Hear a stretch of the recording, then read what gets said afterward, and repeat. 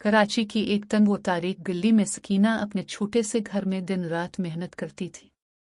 वो दूसरों के घरों में झाड़ू पोंछा करके जो कुछ कमाती, इससे बमुश्किल चूल्हा जलता। इसका शौहर रहमत अली एक हादसे में दोनों टांगों से माजूर हो चुका था और अब एक पुरानी चारपाई ही इसकी दुनिया थी। मगर इन मजबूर हालात से इनकी इकलौती बेटी गुलाब शाह को कोई वास्ता न था। गुलाब शाह को नए नए इत्र चाहिए होते थे, खास तौर पर वो जो गुलाम सिराज के नाम से मशहूर था। इसकी खुशबू ऐसी थी कि हुआ भी पुल भर को ठहर जाए। गुलाब शाह अक्सर अपनी माँ से कहती, अम्मी मेरा इत्र खत्म हो गया है। सकीना थकी हारी पसीने में शराबूर जवाब देती, बेटी अभी पिछले हफ्ते ही तो लाई थी। घर में आटा नहीं है, तुम्हारे अब्बा की दवा लानी है, तुम भी तो समझा करो। मगर गुलाब शाह अपनी जिद पर उड़ी रहती। सकीना मजबूर है कर अपनी जरूरत मार कर बेटी के लिए इत्र की शीशी ले आती। गुलाब शाह का ज्यादा वक्त अपनी सहेलियों सबा और निदा के साथ गुजरता। वो तीनों कराची के बाजारों में घूमती, हंसती, खिलखिलाती और राह चलते लोगों पर अपनी खूबसूरती का जादू चलाती। शहर से कुछ फासले पर एक सुनसान पहाड़ी थी जिसे लोग एजिनवाली पहाड़ी कहते थे। बूढ़े बुजुर्गों का कहना था कि वहां सदियों से एक ताकतवर जिन कैद है और शाम ढलने के बाद कोई वहां नहीं जाता। ये बात गुलाब शाह के लिए सिर्फ एक मजाक थी। वो अक्सर अपनी सहेलियों को वहां चलने पर उकसाती। एक दिन दोपहर को जब सूरज आग बरसा रहा था, गुलाब शाह ने शर्त लगाई कि वो पहाड़ी के सबसे ऊंचे पत्थर को छू कर आएगी। मत जा गुलाब शाह, उम्मी जान गई तो बहुत नाराज होंगी, सबा ने इसे रोका। कुछ नहीं होता, कहकर गुलाब शाह ने अपनी कलाई पर गुलाम सिराज की खुशबू छिड़की और पहाड़ी की तरफ बढ़ गई। हवा में एक अजीब सा सुकूत था, चिड़ियों की चहचहाहट रुक गई और फिजा में सर्द एहसास फैल गया। जैसे ही इसने सबसे ऊंचा पत्थर छुआ और वापस मुड़ने लगी, इसके इत्र की महक हुआ के साथ पहाड़ की दरारों में उतर गई। वहां कुछ जाग रहा था, कुछ ऐसा जो सदियों से इसी खुशबू का मुंतजिर था। इस रात गुलाब शाह ने महसूस किया जैसे कोई इसके कान में सरगोशी कर रहा हो। क्या नाम है तुम्हारा, खुशबू की मलिका? वो चौंक कर उठी। कमरे में कोई न था, मगर हुआ में एक और पुरानी ताकतवर महक बसी हुई थी। ये बस एक तूफान की शुरुआत थी। आहिस्ता आहिस्ता इसकी जिंदगी अजीब होने लगी। इत्र की शीशियां खुद ब खुद खाली होने लगती, आईने में धुंधला सा साया झलकता और सड़क पर चलते हुए कोई नजर आता। एक शाम बाजार से लूटते हुए हुआ का झोंका आया और कान के करीब सरगोशी हुई, तुम सिर्फ मेरी हो, गुलाब शाह। गुलाब शाह चीख कर घर भागी। सकीना ने पूछा, क्या हुआ बेटी?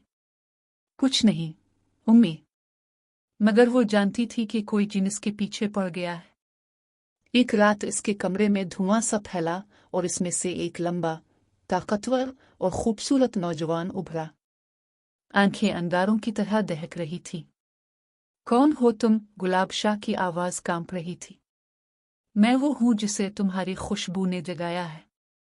मेरा नाम जरकान है। मैं जिन हूं और तुम्हारी खुशबू का दीवाना बन चुका हूं। जरकान ने कहा, मैं तुमसे निकाह करना चाहता हूं। तुम्हें गुर्बत से निकालकर अपनी मलिका बनाऊंगा। तुम्हारे कदमों में दौलत होगी। गुलाब शाह लरज़ गई। ये नहीं हो सकता, यहां से चले जाओ।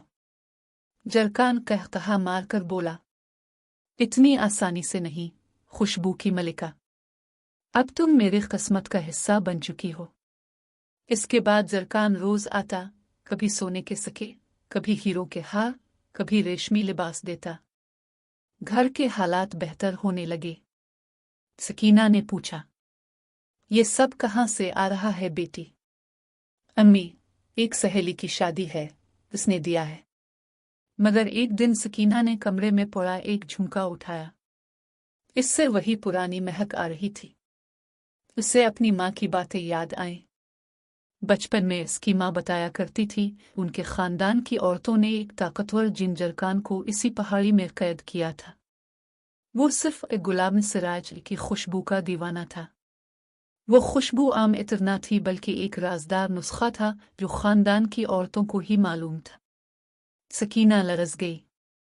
बेटी, तुमने वही तूफान जगा दिया जिसे हमारी परदादी ने सदियों पहले कैद किया था। अब एक ही रास्ता था।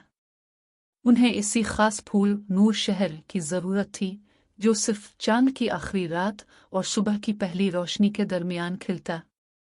इसे जलाकर धुआं पैदा करने से जिन कमज़ोर पड़ जाता। उन्होंने प्लान बनाया। गुलाब शाह ने जाहिर किया कि वो जरकान के साथ जाने को तैयार है। शर्त रखी कि वो इसे एजिन वाली पहाड़ी से ले जाए। रात आई।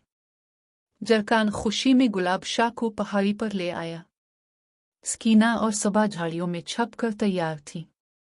गुलाब शाह ने जज्बाती लहजे में कहा, आपने मुझे सब कुछ दिया, मैं बस आपका चेहरा आखिरी बार करीब से देखना चाहती हूँ। जरकान उसकी अदा पर मुस्कराकर करीब आया। तभी गुलाब शाह ने सकीना की दी हुई पोतली उसकी आंखों में फेंकी। फूल की राख ने उसे लम्हों के लिए अंधा कर दिया। इसी वक्त सकीना ने नूर शहर को जला दिया। धुआं फैलते ही जरकान की ताकत कमजोर पड़ने लगी। वो तड़पने लगा, नहीं, ये धोखा है। धुआं गहरा हुआ, जरकान धुएं में सिमटने लगा और चीखता हुआ फिर से पहाड़ी की दरारों में कैद हो गया। गुलाब शाह माँ से लिपट कर रो पड़े। अम्मी, मैंने आपकी बात न मानकर कितना बड़ा खतरा मोल लिया। सकीना ने इसके आंसू पोंछे। बेटी, दौलत और ज़ेब और जीनत सब धोखा है, असल खुशबू माँ बाप की दुआओं में है। गुलाब शाह ने सर झुकाकर वादा किया कि वो अब कभी लालच के पीछे नहीं भागेगी। उनका घर गरीब जरूर रहा, मगर दिल मुतमईन हो गए।